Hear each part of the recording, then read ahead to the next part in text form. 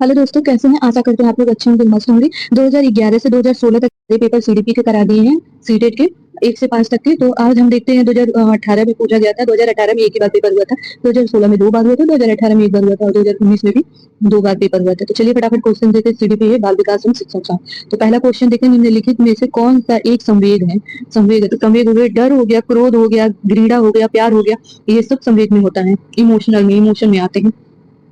और दूसरा क्वेश्चन देखते हैं। एक 3 साल का बच्चा बताता है कि दूध बूथ पर एक मशीन द्वारा दूध का उत्पादन होता है। यानी बच्चा ने देखा हुआ है, लर्न किया है कि दूध जब वो लेने जाता है तो दूध एक मशीन द्वारा मिलता है। उसे ये नहीं पता है कि दूध गाय और भैंस या फिर इस तरह के दूध दूध मिलते हैं, बस बच्चा ये देखा हुआ तो जानता है। तो इसमें पूछ रहा है कि बच्चे की समझ को अच्छा स्पष्टीकरण प्रदान करने के लिए क्या है। तो इसमें जो बच्चा देखा है वही चीजें बता रहे थे। इसमें क्वेश्चन चौथा सही होगा। बच्चे का जवाब दूध बूथ से दूध खरीदने के अनुभव को बताता है। बच्चा वहां पे खरीदा तो वो अपने अनुभव शेयर कर रहा है कि हाँ। तो हम आगे देखते हैं दूसरा क्वेश्चन। तीसरा क्वेश्चन देखते हैं, निम्नलिखित में से कौन सा बच्चों में अधिगम में सुधार करने के लिए सबसे अधिक महत्वपूर्ण है? अधिगम में सुधार करने के लिए तो ये है, शिक्षक को वास्तविक जीवन से जोड़ना चाहिए। शिक्षक को हमेशा बच्चे को सिखाते समय वास्तविक जीवन से जोड़ना चाहिए, सारी चीजें दैनिक जीवन से जोड़ के सिखाना चाहिए। चौथा क्वेश्चन देखते हैं, आनुवंशिकता और पर्यावरण की भूमिका के बारे में निम्नलिखित में से कौन से कथन सत्य हैं? तो आपका इसमें कौन सा कथन सत्य है? तो आपका इसमें तीसरा कर सकते होंगे सत्य है। तीसरा क्वेश्चन सही है, क्योंकि विकास के कुछ महत्वपूर्ण आनुवंशिकता और अन्य पर्यावरण से अधिक प्रभावी होते हैं। तो इसमें आपका तीसरा क्वेश्चन सही है। चलिए आगे देखते हैं। अच्छा क्वेश्चन देखते हैं, निम्नलिखित में से कौन सा कथन जीन पियाजे के सिद्धांत के अनुसार है? जीन पियाजे के सिद्धांत के अनुसार नहीं, अनुसार कहा नहीं जा सकता। तो आपका इसमें चौथा में होगा निरंतर निरंतर अभ्यास और अधिगम का, ये चीजें। छठा क्वेश्चन देखते हैं, निम्नलिखित में से कौन से पूर्व सक्रियात्मक विचार की एक सीमा नहीं है? तो इसमें आपका प्रतीकात्मक विकास, विचार का विकास, आपका चौथा नंबर सही होगा। सातवां क्वेश्चन देखते हैं, निम्नलिखित में से कौन सा विकल्प प्रगतिशील शिक्षा का सबसे अच्छा वर्णन करता है? तो इसमें आपका है करके सिखाना, लर्निंग बाय डूइंग परियोजना, मतलब प्रोजेक्ट मेथड और हेल्पिंग मेथड, ये चीजें सही है। आठवां क्वेश्चन देखते हैं, प्रगतिशील शिक्षक के बारे में निम्नलिखित में से कौन सा कथन बताता है कि शिक्षा स्वयं ही जीवन है? तो आपका 8 नंबर में पहला नंबर सही होगा। स्कूल में शिक्षक सामाजिक और प्राकृतिक दुनिया को प्रतिबंधित कर लेता है। 9वां क्वेश्चन देखते हैं, कोलबर्ग के सिद्धांत के अनुसार योगदान के रूप में निम्नलिखित में से किसे माना जाता है? तो आप देखते हैं, इसमें तीसरा क्वेश्चन सही है। उनके सिद्धांत के अनुसार उनके सिद्धांत के संज्ञानात्मक परिपक्वता और नैतिक परिपक्वता के बीच एक सहयोग को शामिल करके दिखाते हैं।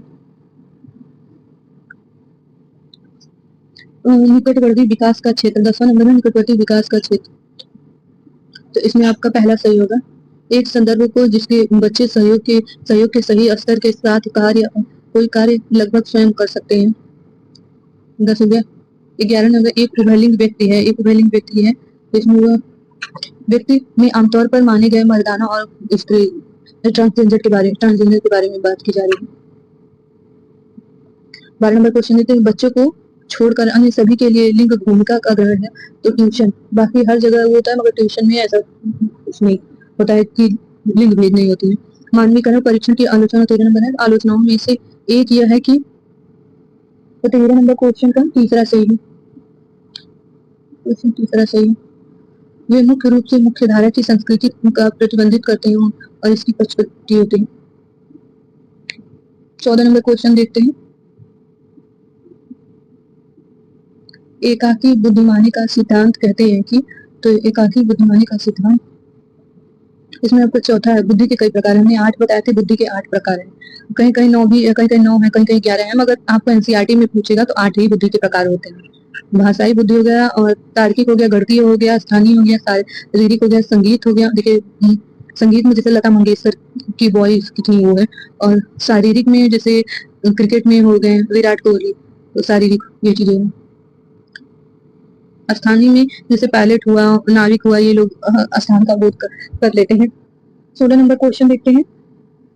शिक्षक सीखने के लिए, शिक्षक सीखने के लिए मूल्यांकन और सीखने के लिए मूल्यांकन दोनों का उपयोग करता है, मतलब सीखने और सिखाने के लिए मूल्यांकन करता है। तो इसमें आपका 3 नंबर क्वेश्चन सही होगा। बच्चों की प्रगति और उपलब्धि के स्तर को जानने के लिए, मतलब मूल्यांकन क्यों किया जाता है, तो मूल्यांकन बच्चों की स्थिति को जानने के लिए और उसकी उपलब्धता को जानने के लिए। लेबल नहीं लगाना है बच्चों पे लेबल नहीं लगाना है, बट हाँ हम उसमें कितना सुधार हुआ है और अभी बच्चे की स्तर क्या है, ये चीज जानने के लिए आप इवेल्युएशन करते हैं। आगे देखते हैं 18 नंबर क्वेश्चन और 17 नंबर क्वेश्चन देखते हैं।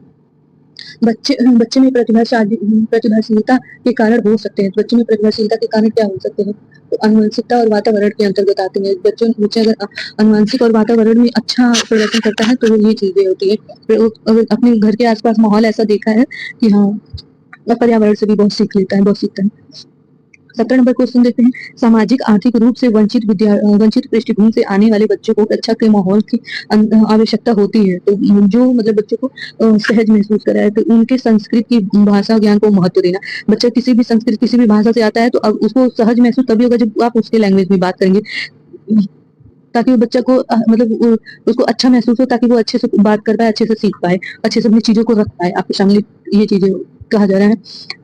18 नंबर क्वेश्चन देखते हैं। कक्षा में सृजनात्मक और प्रतिभाशाली बच्चों के लिए आवश्यक हस्तक्षेप निर्भर करता है, तो आवश्यक हस्तक्षेप निर्भर करता है बच्चों के लिए। तो 18 नंबर का आपका तीसरा क्वेश्चन सही होगा, शिक्षक द्वारा अनुकूल और प्रेरक निर्देशक तरीके का उपयोग करके।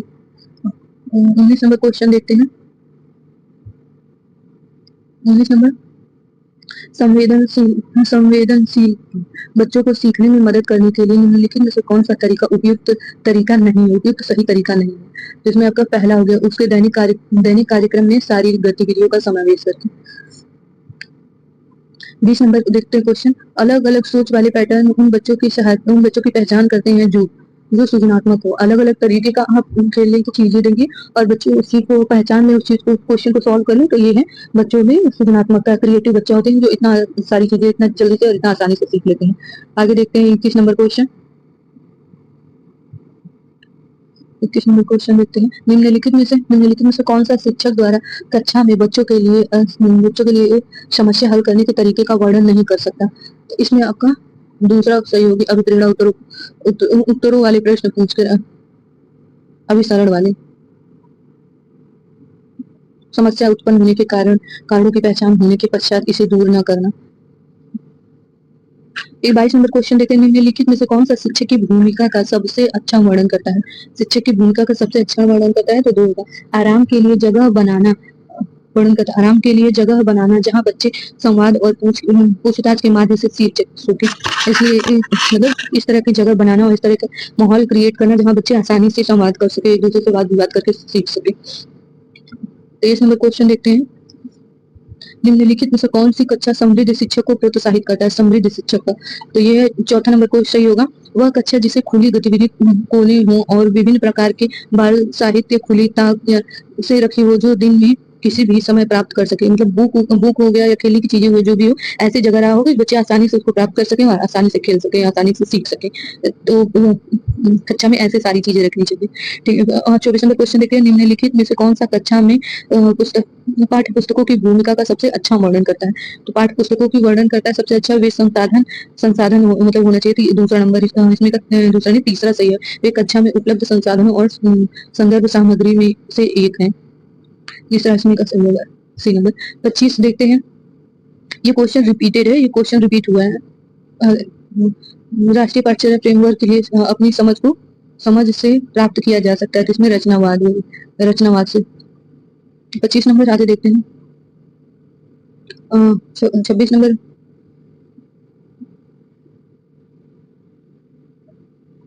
कक्षा में बच्चों को प्रेरित समझा जा सकता है, प्रेरित समझा जा सकता है, तो इसमें आपका दूसरा सही होगा। वे शिक्षक से स्पष्टीकरण प्राप्त करने के लिए प्रश्न पूछ सके, मतलब इस क्वेश्चन को स्पष्टीकरण के लिए क्वेश्चन पूछ सके, स्पष्टीकरण ले सके टीचर से। 27 नंबर क्वेश्चन देखते हैं।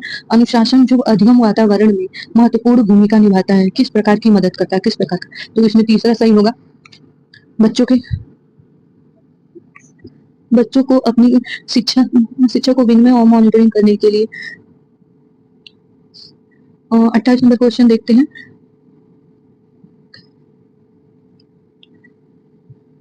के अलावा महत्वपूर्ण कारणों से खेल युवा बच्चों के विकास के लिए महत्वपूर्ण भूमिका निभाते हैं। तो महत्वपूर्ण भूमिका निभाते हैं, जिसमें पहला सही है, यह समय बिताने का एक सुखद तरीका है। यह समय बिताने के लिए एक सुखद तरीका, बच्चे खेल कूद में और सारी चीजों में सीख सके। आगे देखते हैं 29 नंबर क्वेश्चन, निम्नलिखित में से कौन सा प्रश्न बच्चों को गंभीर रूप से सोचने के लिए आमंत्रित करता है? तो इसमें आपका दूसरा नंबर से विभिन्न तरीकों से हम कैसे हल करें, या मतलब एक क्वेश्चन को कितने अलग तरीके से, डिफरेंट डिफरेंट मेथड से हम सॉल्व कर सके, ये दिखाता है कि बच्चे गंभीर हैं और बच्चे गंभीर मतलब इस चीज को लेकर सीरियस हैं, बच्चे सीख रहे हैं। तो ये चीजें 13 नंबर क्वेश्चन देखते हैं, निम्नलिखित में से कौन सा सतत और व्यापक मूल्यांकन से संबंधित नहीं है? व्यापक मूल्यांकन से संबंधित नहीं, जिसमें दूसरा होगा कि वह बच्चों को धीमे और खराब या बुद्धिमान के रूप में चिन्हित करने का उपाय करें। तो ऐसा नहीं उपयोग करें, ऐसा नहीं करना चाहिए। बच्चों को चिन्हित नहीं कर, मैंने पहले भी बताया कि बच्चों पे लेबल नहीं लगाना है, किसी भी तरह का बच्चों पे लेबल नहीं लगाना है कि हाँ ये बच्चा समझदार है, ये बच्चा समझदार नहीं है, ऐसा करके लेबल नहीं बच्चों पे लगाना। आई होप आप समझे होंगे। मिलेंगे नेक्स्ट वीडियो में, और बाकी और भी पेपर हम सॉल्व करा चुके हैं, तो आप इसको देखिए कि पेपर कैसा आता है CDP का, child development pedagogy. Thank you for watching.